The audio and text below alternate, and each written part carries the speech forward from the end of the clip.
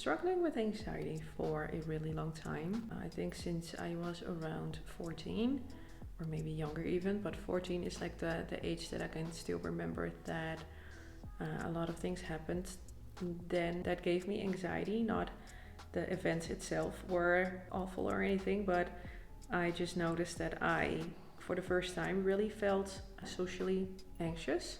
I can also still remember like the first event kind of when it started.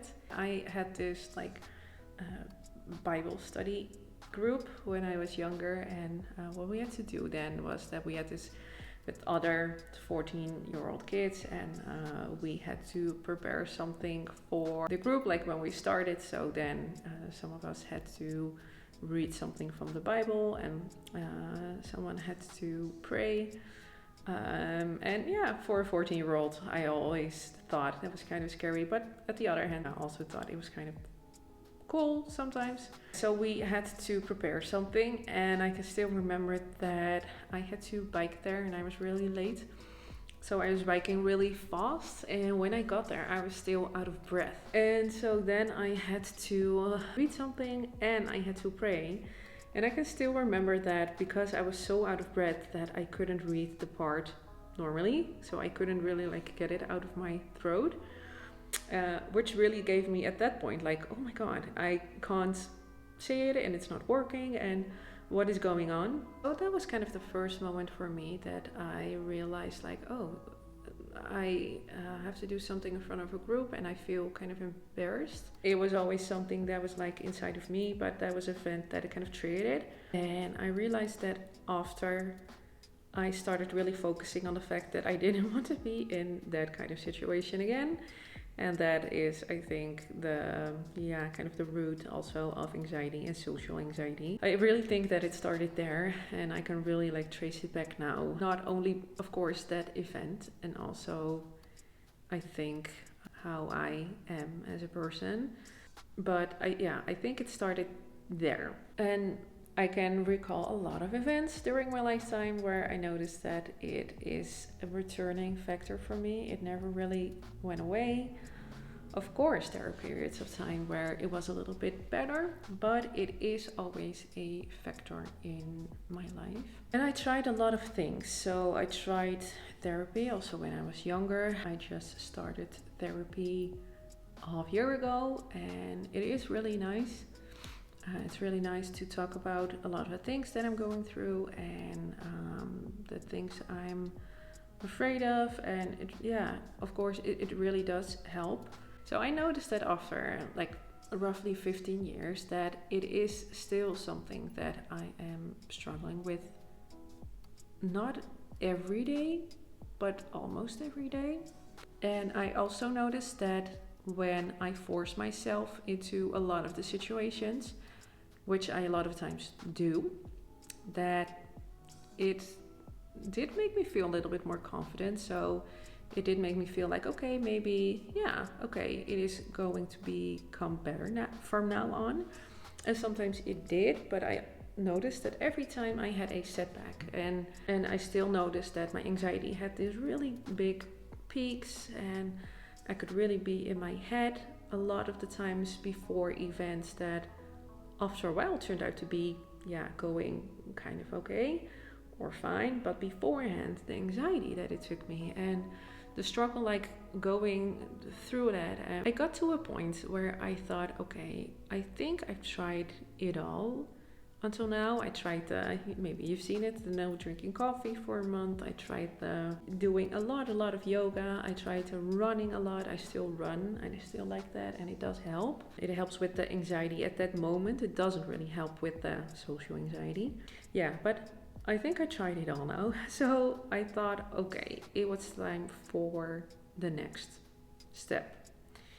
And the next step is medication. And I was really apprehensive to start it because it felt kind of like a failure to start using medication, because I thought that it is something that I had to fix by myself, and I just had to change my mindset and then it would go away.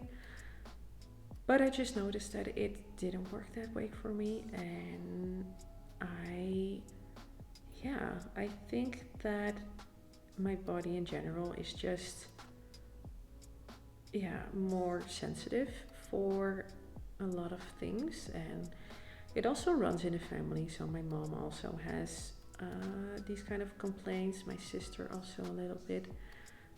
And I also heard that my grandpa, so my father's or my mom's father, also had these kind of complaints. So it is genetic. And I think, yeah, sometimes, yeah, changing your mindset or talking about it just isn't enough.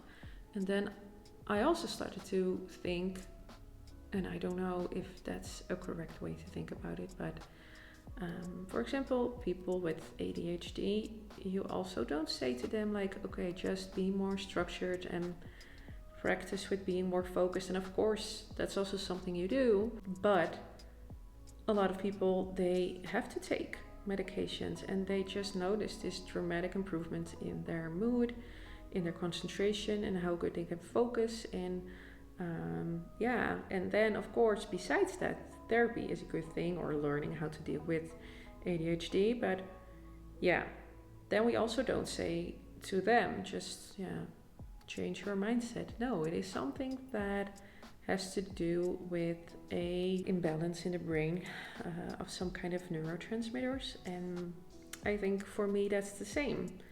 And yeah, and I got tired of fighting against it, and it really felt like this really big fight every day. I got really tired of it. After 15 years, it's so exhausting, and yeah, I wanted to give medication a try. I'm really seeing this as an experiment, and I'm really just, yeah, seeing how or what it does for me. And that's why I wanted to document this experience also. And yeah, maybe, I don't know, it can help other people. I also had this not so nice experience with the psychiatrist I went to. He wasn't like an awful person or anything. Yeah, no, he was not an awful person, but he was not like a very empathetic person, and that was something I really needed.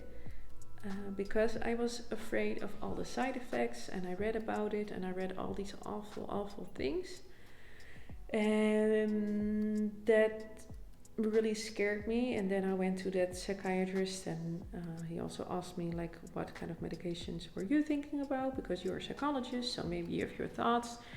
And I was like, yeah, I do have my thoughts, which kind I want to use. But then he was, I don't know, like really straightforward, but too straightforward. And I know Dutch people can be straightforward, but he was just not, he was not very friendly or, empathetic. So he's like, yeah, and there are a lot of side effects. I hope you realize, and you can become really fat, and you are going to sweat a lot. Like a lot of people experience that they have a lower sex drive, and they also give it to these sexual predators or inmates, what is it, in jail, who committed sexual felonies, and they give this kind of medications to them. And I don't know, I was like, okay, it's a good thing for you, of course, to talk about all the side effects, and that's your job, and I really have to be aware of the side effects. It's just, it's not just taking some painkillers or anything. But I was so afraid after that conversation that I was like, no, I don't want to take it. So I ended up calling my mom, like crying. I was really upset. It also kind of scared me that I got so upset about it. I was like, what is going on? I thought that I was just going to take medications, and I didn't really. No, that's not really true. But I went to that appointment with the psychiatrist, not really, I just felt okay. But yeah, it really, it really took me aback or something. So I didn't expect it to go like that, and I didn't expect it to get to me like that.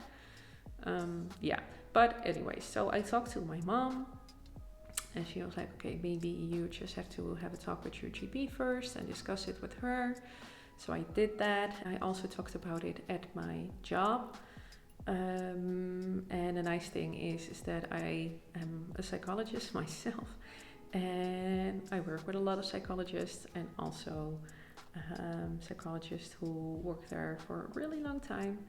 So I talked to one of the senior psychologists, and she also works as a psychologist for 40 years already. And I talked to her about the fact that I was thinking about taking medications. I talked about my bad experience, and then she kind of consolidated me in that. She said, like, I worked for 40 years as a psychologist, and of course there are side effects, but yeah, in general I do notice a lot of people having really positive experiences with it. So I think it is something that it is worth trying, because it really is something like the anxiety that is affecting your life in a dramatic way.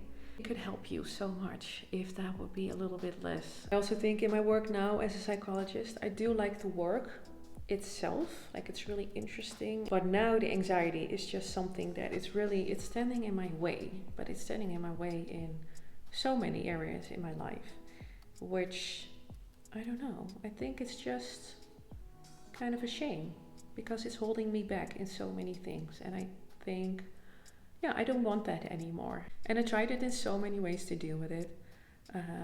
But yeah, it didn't help me enough. So that's why I'm starting my medications. And I've been using it now for a week. So today is day 8.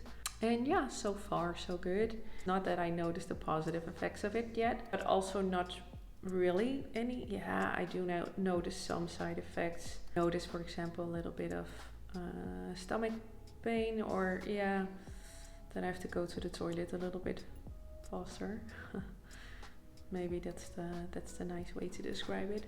So yeah, I don't know if it becomes worse after a couple of weeks. I have no idea, but after a week, yeah, not so much is happening. I'm on 10 milligrams right now, and I have to use that up till I think 4 weeks at least, 4 to 6, and then we're gonna see if it has some of the positive effects. And if it doesn't, then maybe I'm gonna take a little bit more. So we're gonna up the dose a little bit, and yeah, let's see how that goes. But yeah, for now I'm day 8. It's going okay. So this was a really, really long talk. A little applause for you if you're still listening. If you're not listening, I really understand. Yeah, but so far the Anxiety Diaries, and I'll hope I see you in the next episode.